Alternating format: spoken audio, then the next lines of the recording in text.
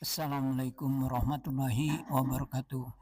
Para sahabat Dabhan Abdullah Channel, pagi ini kita berada di Masjid Al-Muhajirin Komplek Bank of Tokyo dalam rangka mengikuti kajian Ahad Subuh yang diisi oleh Bapak Haji Sueb Edi yang bertemakan 7 indikator kebahagiaan. Demikian para sahabat sekalian, silakan menyaksikan. Wassalamualaikum warahmatullahi wabarakatuh. Assalamualaikum warahmatullahi wabarakatuh. Innal hamdalillah nahmaduhu wa nasta'inuhu wa nastaghfiruh wa na'udzu billahi min syururi anfusina wa min sayyiati a'malina. May yahdihillahu fala mudilla lahu wa may yudlil fala hadiya lahu. Asyhadu an la ilaha illallah wa asyhadu anna Muhammadan abduhu wa rasuluhu la nabiyya ba'dah. Allahumma shalli wa sallim ala sayyidina Muhammadin wa ala alihi wa sahbihi wa sallim. Amin. Amma ba'du. Jemaah salat wiyan Allah Subhanahu wa taala. Mari kita senantiasa memanjatkan puji dan syukur kita kepada Allah Subhanahu wa taala yang telah memberikan begitu banyak nikmat yang tentunya tidak dapat kita hitung satu demi satu. Bagaimana tadi Ustaz Rahmat menyampaikan, fabi ayyi ala'i rabbikuma tukadziban.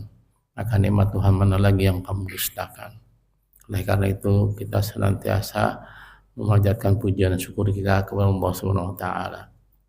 Kemudian salawat dan salam semoga tercurah terlimpahkan kepada junjungan kita suatu naskah manusia teladan yaitu Nabi Muhammad sallallahu alaihi wasallam. Semoga juga salam diberikan kepada keluarga, sahabat dan umatnya sampai akhir zaman nanti. Insyaallah kita memohon kepada Allah untuk mendapatkan syafaat dari Rasulullah sallallahu alaihi wasallam. Amin. Jemaah salat yang dimiliki Allah Subhanahu wa taala, sebelum kita mulai kajian kita, baiknya kita doakan dulu kepada kedua orang tua kita yang telah mendahului kita. Semoga Allah berikan mereka ampunan, kemudian tempatkan di sisi Allah Subhanahu wa taala. Demikian juga kepada saudara-saudara kita, sahabat-sahabat kita dan seluruh keluarga kita yang telah mendahului kita. Semoga Allah ampuni semua dosa dan kesalahannya, kemudian ditempatkan di sisi Allah Subhanahu wa taala. Untuk keluarga, untuk seorang tua kita yang masih hidup dan kemudian dalam keadaan sakit, semoga Allah sembuhkan mereka sebagaimana semula untuk beraktivitas. Demikian juga kepada saudara-saudara kita, sahabat kita atau keluarga kita yang sakit, mudah-mudahan Allah sembuhkan sakitnya dan segera dapat beraktivitas. Untuk itu mari kita bacakan Quran Al-Fatihah.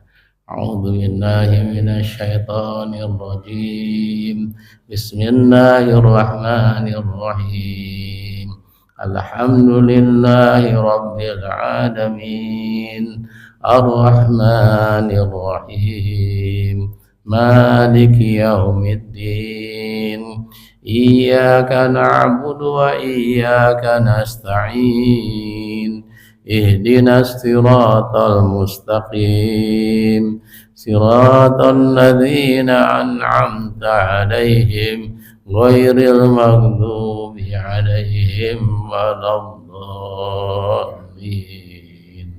Amin. Pagi ini bahasan kita adalah 7 indikator kebahagiaan yang saya ambil dari tadabbur kita dalam Al-Quran. Menurut Al-Quran itu ada 7 indikator kebahagiaan. Yang pertama adalah qalbun syakirun, hati yang selalu bersyukur. Artinya selalu menerima apa adanya. Dalam bahasa kita disebut qanaah, sehingga tidak ada ambisi yang berlebihan. Demikian juga tidak ada stres, dan inilah nikmat hati bagi hati yang selalu bersyukur. Jadi orang yang selalu bersyukur itu senantiasa bahagia, wajahnya cerah, dan kemudian dia akan melakukan sesuatu dengan gembira, sehingga hasilnya adalah hasil yang maksimal dari apa yang dia kerjakan. Karena apa? Karena hatinya selalu bersyukur kepada Allah Subhanahu wa taala. Apapun yang dia terima pada hari itu, dia senantiasa bersyukur. Pagi dia berangkat beraktivitas, bersyukur, kemudian malam hari dia selesai beraktivitas juga selalu bersyukur. Inilah merupakan salah satu dari contoh kebahagiaan, yaitu qalbun syakirun, hati yang selalu bersyukur. Mari kita lihat dalam Al-Quran surat Ar-Ra'd surat ke-13 ayatnya ayat ke-28. Silakan dibuka surat ke-13 surat Ar-Ra'd. Surat Ar-Ra'd itu surat ke-13 ayatnya ayat ke-28.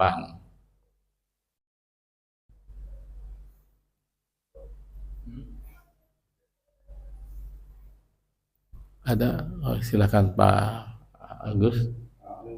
Jadi orang yang hatinya tentram, hati tentram itu akan menimbulkan kebahagiaan dan akan memunculkan enzim atau saraf kebahagiaan sehingga dia menjadikan hidupnya tenang, tentram. Ini kenapa? Karena dia selalu mengingat Allah. Dengan apa? Dengan bersyukur kepada Allah Subhanahu wa taala terhadap apa yang diberikan Allah Subhanahu wa taala kepada kita. Demikian juga yang disampaikan oleh firman Allah dalam surat Al-Baqarah surat kedua ayatnya ayat 152. Wazkuruni azkurkum wazkuruli wala takfurun. Jadi hendaklah kita ingat dulu dengan berzikir, ya, fazkuruni azkurkum, maka ingatlah kepadaku, sehingga Allah pasti ingat kepada orang yang selalu berzikir kepada dia. Lalu Allah sampaikan washkuruli wala takfurun, maka janganlah kamu bersyukurlah kamu kepadaku dan janganlah kamu ingkar. Takfurun itu artinya kita ingkar, mengingkari apa-apa yang sudah diwajibkan, apa-apa yang sudah dilarang oleh Allah Subhanahu wa taala. Maka dengan begitu kita akan menjadi tentram. Selanjutnya di dalam surat 16, surat 16, surat An-Nahl ayatnya ayat ke-18. Wa in ta'uddu nikmatallah, kalau kalian kita semuanya menghitung-hitung nikmat Allah, pasti tidak akan mampu menghitungnya, karena demikian banyaknya nikmat yang telah diberikan. Kita duduk sambil bernapas, mendengarkan apa yang saya sampaikan, ini bagian dari nikmat Allah. Kalau enggak, kalau kita sakit kan enggak bisa kita hadir di sini. Kita tidak bisa duduk dengan tenang. Kita tidak bisa melakukan aktivitas apapun juga. Itu adalah nikmat yang harus kita syukuri. Maka Allah sampaikan wa in ta'uddu ni'matallahi la tuhsuha, niscaya kamu tidak akan mampu menghitungnya. Allah innallaha laghafurur rahim. Sungguh Allah benar-benar Maha Pengampun, Maha Penyayang. Nah, yang kedua yang memunculkan kebahagiaan indikatornya adalah al-azwaju sholihah. Azwaj itu adalah pasangan yang sholihah, pasangan yang soleh. Nah, pasangan yang soleh ini akan menciptakan suasana rumah dan keluarga yang soleh pula. Jadi kalau kita mempunyai pasangan yang soleh, itu pasti dipastikan bahwa kita rumah tangga kita akan tentram. Kenapa? Karena dengan pasangan yang soleh itu tadi semuanya bisa dikompromikan. Kita nggak punya duit, kita bersabar. Kita kelebihan uang, kita juga bersabar, berinfak, bersedekah untuk orang-orang yang tidak mampu. Nah, ini adalah didapatkan dari pasangan yang soleh, yang senantiasa mau mengikuti apa-apa yang sudah disyariatkan di dalam agama Islam itu sendiri. Kita bisa lihat misalnya di dalam surat Az-Zariyat surat 51 ayatnya ayat ke-49. Silakan. Syai'in khalaqna zawjaini la'allakum tadhakkarun. Jadi Allah menciptakan semua makhluk ini berpasang-pasangan. Ada laki-laki, ada perempuan, ada malam, ada siang, ada gelap, ada terang. Nah, ini selalu dipasang-pasangkan. Begitu juga manusia berpasang-pasangan. Maka sangat aneh apabila ada manusia yang menikah dengan sejenis. Ya, ini sangat aneh karena dia menyalahi kodrat. menyalahi apa yang sudah Allah Subhanahu wa Ta'ala sampaikan. Kenapa terjadinya pasangan yang sejenis itu tadi? Karena dia tidak pernah berpikir bahwa Allah itu sudah menciptakan pasangan masing-masing gitu. Jadi setiap makhluk itu diberikan pasangannya masing-masing. Laki-laki dengan perempuan itu satu pasangan. Kenapa? Kenapa memang Allah sudah mendesain sedemikian rupa supaya makhluknya mencintai pasangan yang lain, bukan sesama pasangan, sesama jenisnya. Ini yang kita tentang dalam agama Islam, perilaku-perilaku yang sifatnya menyimpang. LGBT itu penyakit ya, lesbian, guys, terus bisex ya, terus T-nya apa tuh T-nya? Transgender ya, jadi merubah kelamin dari laki-laki menjadi perempuan atau dari perempuan pengen menjadi laki-laki. Itu menyalahi kodrat atau sunatullah yang sudah Allah Subhanahu Ta'ala ciptakan pada manusia. Jadi segala satu itu kami ciptakan menurut Allah adalah berpasang-pasangan agar kamu mengingat kebesaran Allah. Lalu kita bisa lihat juga surat Isra, surat 17 ayat 32 yang disampaikan bahwa wala taqrabul jinna innahu kana fahisyatun wa sa'a sabila.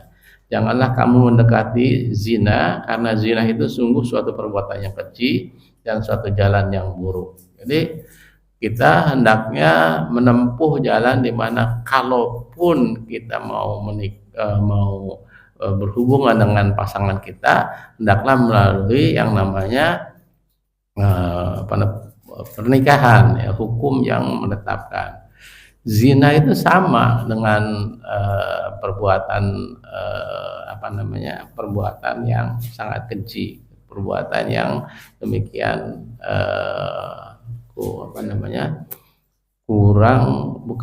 sangat tidak etis sama sekali itu perzinahan itu. Oleh karena itu jangan mendekati, apalagi melakukannya ya. La taqrabu zina, jangan mendekati zina, dan sungguh perbuatan keji. Zina itu adalah perbuatan yang sangat keji, jalan yang buruk. Selanjutnya ada yang paling tegas di surat An-Nur, surat 24, ayat ke-26. Silakan dibuka surat An-Nur. A'udzubillahi minasyaitonirrajim. Al-khabisati lil khabisina wal khabituti lil khabisati wat tayyibatu lit tayyibina wat tayyibuna lit tayyibat ulaika mubarra'una mimma yaqulun lahum maghfiratu wa rizqun karim. Perempuan-perempuan yang keji itu untuk laki-laki yang keji, dan laki-laki yang keji untuk perempuan-perempuan yang keji. Sedangkan perempuan-perempuan yang baik yaitu untuk laki-laki yang baik, dan laki-laki yang baik untuk perempuan-perempuan yang baik. Mereka itu bersih dari apa yang dituduhkan orang. Mereka memperoleh ampunan dan rezeki yang mulia. Nah, hidup ini kan pilihan gitu. Ketika kita memilih pasangan pun kita harus memilih mana yang terbaik bagi kita. Kenapa? Karena akan memperbaiki keturunan kita. Jadi Allah sudah tegaskan bahwa laki-laki yang baik itu untuk perempuan yang baik. Begitu juga perempuan yang baik untuk laki-laki yang baik.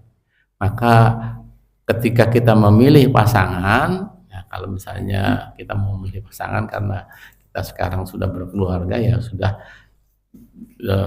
itulah pasangan kita ya. Jadi ketika kita memilih pasangan, kalau yang belum menikah, maka pilihlah pasangan yang baik. Semuanya ditentukan oleh kita pilihannya gitu. Dan supaya apa? Supaya kita akan menghasilkan keluarga yang baik.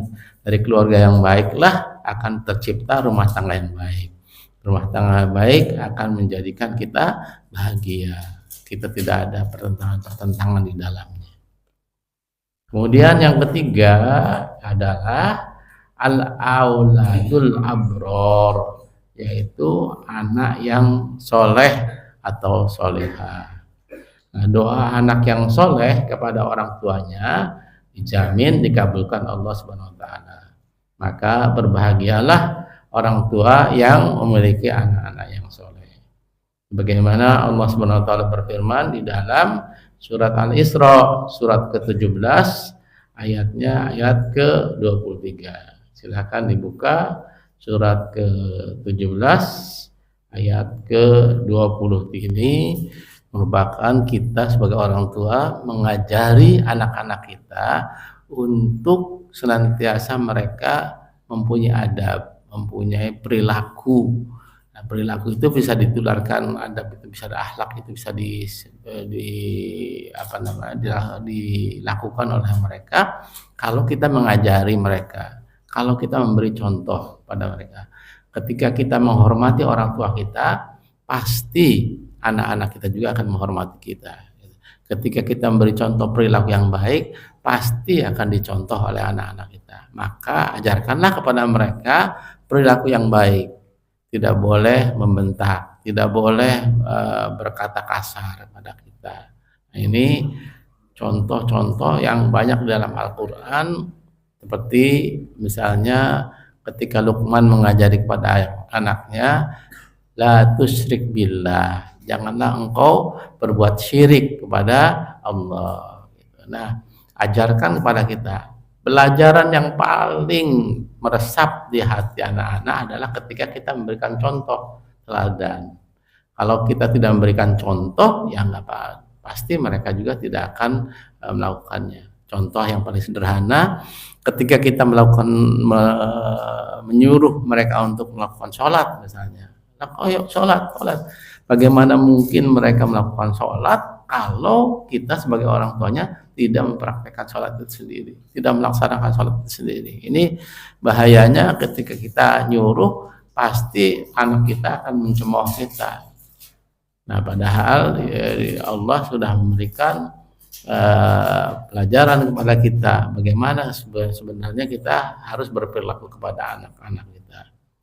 Dan contoh yang paling sederhana tadi, dengan berkata yang ma'ruf, berkata yang baik kepada sesama kita, kepada orang tua kita, baik kepada orang tua maupun kepada tetangga atau kepada sesama kita, apalagi kepada keluarga kita, istri kita. Jangan sekali-kali kita memarahi atau berbuat kurang elok terhadap istri kita, karena akan dilihat oleh anak kita, oh ayahnya begini. Nah, ini semua pelajaran bagi kita ya. Jadi Al-Quran mengajarkan kepada kita bagaimana sebetulnya perilaku kita sebagai orang tua, sebagai anak terhadap orang tuanya, perilaku kita sebagai orang tua kepada anaknya. Nah, di sini disebutkan, janganlah engkau mengatakan pada keduanya, kepada kedua orang tua kita, perkataan yang la taqula uff. Jadi jangan kamu mengatakan aja nggak boleh gitu, apalagi membentak, apalagi memarahi, apalagi padahal saya pun perilaku orang tua kita tidak kita setujui, tapi hendaklah kita berkata dengan ma'ruf, perkataan yang baik. Demikian juga surat Al-Isra ayat ke-24 menyebutkan bahwa wa akhfid lahuma janahad dzulli minar rahmati wa qur rabbirhamhuma kama rabbayani shaghira. Dan rendahkanlah dirimu, maksudnya berendah hati terhadap kedua orang tua kita dengan penuh kasih sayang. Dan ucapkanlah, wahai Tuhanku, sayangilah keduanya sebagaimana mereka berdua telah mendidik aku pada waktu kecil. Jadi pendidikan anak itu kan dimulai dari kita bayi ya, dari bayi kemudian menuju ke balita, dari balita kita sekolah, dari sekolah kemudian berhasil, sukses berkarir, kemudian berkeluarga. Nah, itu semuanya adalah berkat bimbingan dari kedua orang tua kita. Maka selalu doakanlah, Rabbirhamhuma kama rabbayani shaghira. Ya Allah, berikanlah sayangilah mereka sebagaimana mereka menyayangi kami sejak kecil. Malah di dalam surat Luqman surat 31 ayat 14 Allah Subhanahu wa taala berfirman yang menyampaikan wasainal insan bil walidayhi hamalatu ummu wahnan ala wahnin wa fisaluhu fi amaini aniskur li wali walidayka ilayya masir. Dan kami perintahkan kepada manusia agar berbuat baik kepada kedua orang tuanya, ibunya yang telah mengandungnya dalam keadaan lemah dan yang bertambah-tambah lemah dan menyapinya dalam usia 2 tahun. Maka bersyukurlah kepadaku dan kepada kedua orang tuamu, hanya kepada akulah kembalimu. Apa maksudnya bersyukur kepadaku dan kepada kedua orang tuamu? Yaitu hendaklah kita bersyukur kepada Allah Subhanahu wa taala terhadap apa-apa yang diberikan Allah Subhanahu wa taala kepada kita. Bersyukur kepada kedua orang tua itu artinya berterima kasih terhadap apa-apa yang telah mereka lakukan selama kita hidup di dunia ini. Selanjutnya di dalam surat Al-Furqan surat 25 ayat 74 Allah Subhanahu wa taala berfirman walladzina yaquluna rabbana hab lana min azwajina wa dzurriyyatina qurrata a'yun waj'alna lil muttaqina imama. Dan orang-orang yang berkata Rabbana hablana min azwajina, ya Tuhan kami anugerahkanlah kepada kami pasangan kami, azwajina wa dzurriyyatina, dan keturunan kami, qurrata a'yun, sebagai penyenang hati kami, waj'alna lil muttaqina imama, dan jadikanlah kami pemimpin bagi orang-orang yang bertakwa. Ini doa yang sebetulnya sehari-hari kita bisa bacakan, kita bisa mintakan kepada Allah Subhanahu wa taala. Rabbana hab lana min azwajina wa dzurriyyatina qurrata a'yun waj'alna lil muttaqina imama. Kita memohon diberikan pasangan, kalaupun kita sudah menikah, pasangan itu kita mohonkan bahwa pasangan yang baik, yang senantiasa taat kepada Allah Subhanahu wa taala, yaitu dengan melaksanakan seluruh perintah Allah, baik ada kita atau tidak ada kita, dan kemudian menjauhi semua larangannya, baik itu larangan yang kecil maupun yang besar. Semuanya kita mintakan kepada Allah Subhanahu wa taala, karena yang bisa membolak-balikkan hati adalah Allah Subhanahu wa taala. Dan kemudian kita memintakan juga keturunan yang sebagai penyujuk hati. Karena kalau kita di dalam rumah tangga diberikan keturunan yang anaknya bandel, itu pasti akan menyebabkan hati kita menjadi tidak tenang, tidak bahagia. Itu yang makanya kita berdoa wa min dzurriyyatina qurrata a'yun, jadi berikannya keturunan yang bisa menyejukkan hati kita, menenangkan hati kita. Dan kemudian jadikanlah kita pemimpin bagi orang-orang yang bertakwa. Pemimpin bagi orang-orang yang bertakwa artinya bahwa kita bisa mengatur rumah tangga kita dengan sebaik-baiknya. Lalu yang keempat, indikatornya adalah al-bai'atu sholihah, lingkungan yang kondusif untuk iman kita. Rasulullah SAW menganjurkan kita untuk selalu bergaul dengan orang-orang yang soleh, yang selalu mengajak kepada kebaikan dan mengingatkan kita apabila salah. Ini di dalam surat Al-Asr, ya, surat ke-103 ayat kedua dan ketiga kalau nggak salah. Illal ladzina amanu wa amilus sholihat wa tawasaw bil haqq wa tawasaw bis sabr. Jadi kita saling berwasiat, saling menasehati satu sama lain dengan penuh kesabaran dan kebenaran. Nah, karena kita pada prinsipnya hidup ini adalah untuk saling mengingatkan satu sama lainnya. Jadi jangan kita egois, jangan kita ibadah aja melihat tetangga kita berbuat keonaran didiamkan saja oleh kita, nggak boleh. Kita sebagai makhluk sosial hendaklah untuk saling mengingatkan satu sama lain. Dan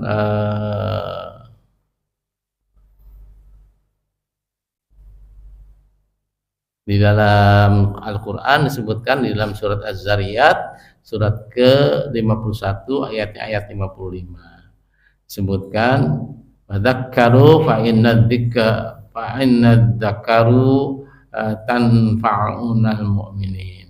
Jadi tetaplah memberi peringatan karena sesungguhnya peringatan itu bermanfaat bagi orang-orang mukmin. Jadi kita punya kewajiban nih. Kita sudah tahu bahwa kita ini punya kewajiban untuk memberi nasihat atau memberi kebaikan kepada orang lain, maka kita lakukan sekarang ini gitu.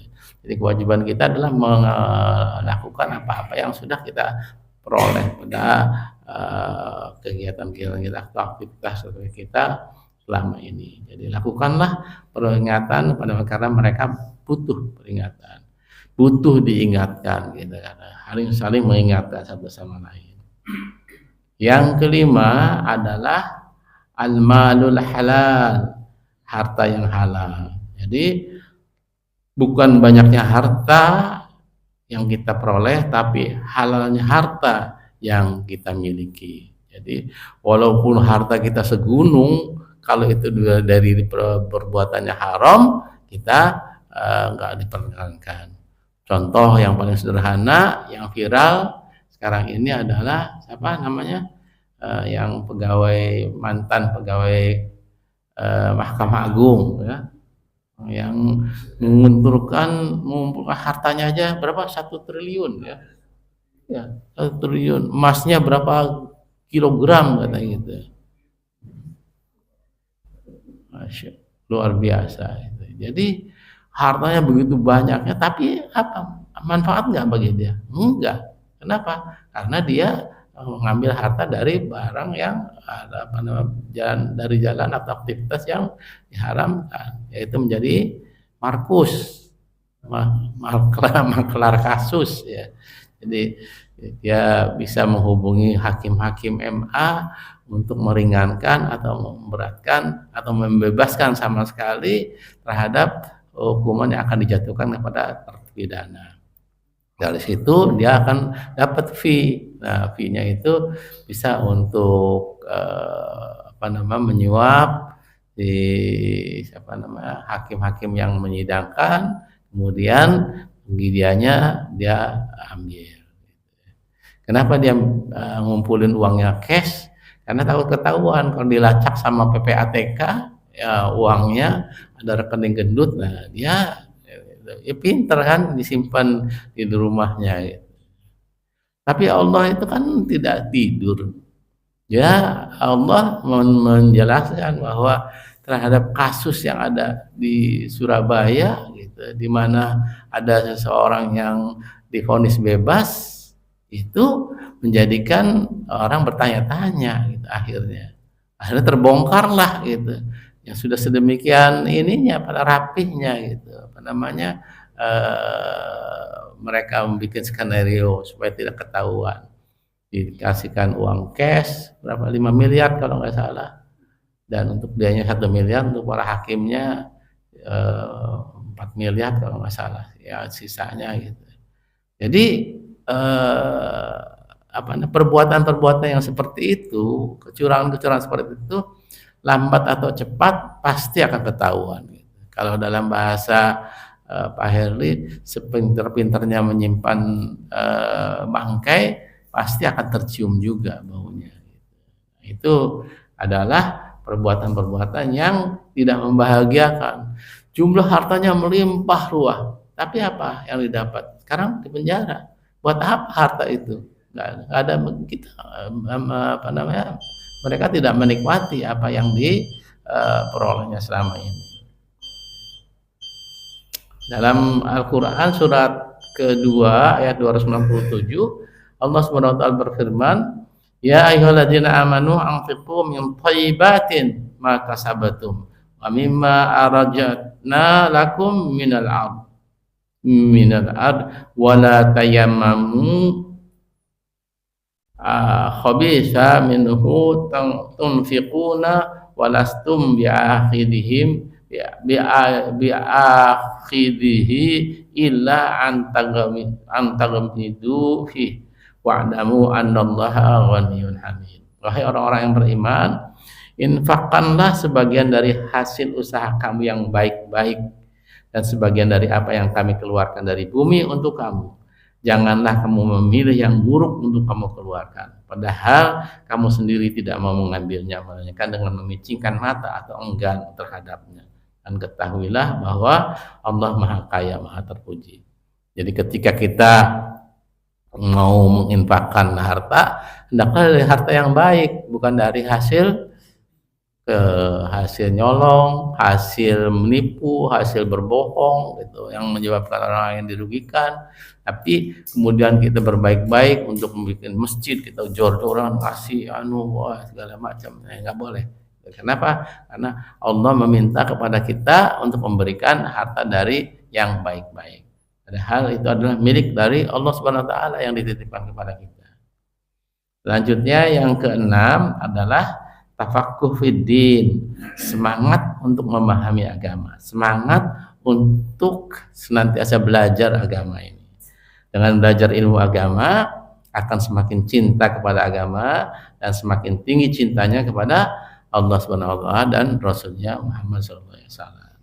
Cinta inilah yang akan memberi cahaya bagi hati kita. Ini kita lihat di surat Al-Jassiyah, surat ke-45 ayat ke-20. Hada basarul linnasi wa hada wa huda wa rahmatan liqaumin yu'minun. Al-Quran ini adalah pedoman bagi manusia, petunjuk dan rahmat bagi kaum yang meyakini. Jadi kita punya kewajiban nih untuk belajar, terutama belajar agama, terutama pedoman kita, karena Rasulullah SAW sudah bersabda bahwa aku tinggalkan dua perkara yang kamu tidak akan sesat kalau kita memegang kedua perkara itu. Apa itu? Yang pertama Al-Quran, yang kedua adalah Sunnah, hadis-hadis. Maka kewajiban kita adalah untuk belajar tadabbur, belajar membacanya, mengerti artinya, kemudian apa masalah yang disalah, kemudian melaksanakan apa-apa yang disampaikan oleh Al-Quran, karena Al-Quran adalah petunjuk bagi manusia. Ya, sebagaimana Allah Subhanahu wa taala berfirman dalam surat Ali Imran surat 3 ayat 108, hada bayanun linnasi wa huda wa mau'izatun lil muttaqin. Inilah Al-Quran, suatu keterangan yang jelas. Bayan itu jelas, cetok, atau bahasa Roy Suryo itu cetok itu cetok, jelas. Iya, cetok. Itu bahasanya Roy Suryo itu untuk semua manusia dan menjadi petunjuk serta pelajaran bagi orang-orang yang bertakwa. Ya, jadi bahwa Al-Quran itu adalah suatu petunjuk yang jelas gitu, nggak ada keraguan di dalamnya. Kemudian selanjutnya yang terakhir adalah umur yang barokah. Barokah itu artinya umur yang semakin tua semakin soleh, setiap detiknya diisi dengan amal ibadah. Semakin tua akan semakin rindu untuk bertemu dengan Sang Pencipta. Inilah semangat hidup orang-orang yang barokah umurnya. Kita sudah di sini di atas 50 kecuali Mas Riz ya. Mas Riz berapa sekarang? Wah, 253, masih muda kelihatannya. Masih 40-an. Oh iya. Piok tuh udah hampir 60 ya, Pak Siok ya? Hampir 60 ya? Ya hampir. Berapa? 50. Oh ya, 50. Wajahnya kayak 60. Iya, jadi umur yang barokah itu yang senantiasa menggunakan usianya itu untuk kebaikan-kebaikan. Jadi sekecil apapun ya, jangan sampai kita melewatkan usia kita dengan percuma, dengan sia-sia. Karena umur itu seperti es batu ya, dipakai atau tidak dipakai akan mencair. Udah selesai begitu aja. Oleh karena itu gunakanlah umur itu untuk kebaikan-kebaikan. Supaya apa? Supaya kita mendapatkan barokah dari umur yang kita baikkan. Gitu. Maka kita tutup dengan surat Yasin, surat ke-36, ayatnya ayat 68. Yang bunyinya wa man nu'amirhu nunakkis fil khalq afala yaqilun. Dan barang siapa kami panjangkan umurnya, niscaya kami kembalikan dia ke awal kejadiannya. Maka mengapa mereka tidak mengerti? Apa artinya? Kita akan dikembalikan kepada awal kejadian kita. Waktu kecil kita misalnya suka lepasin celana kita, lawar. Nah, kita sekarang tua pun akan begitu, gitu. Akan kembali pada kecil. Ya, mudah-mudahan Bapak ini mertuanya Pak Sofianto enggak seperti itu, Pak ya. Usianya berapa, Pak? 82. Hah? Nah, kan? Iya, bonusnya udah banyak tuh, Pak, ya kan? Alhamdulillah gitu. Tapi masih sehat kan? Ya, alhamdulillah. Nah, iya. Menantunya aja udah kalau nyapu aja udah capek atau pegel gitu. Nah, ternyata beliau ini masih sehat walafiat 82 loh gitu.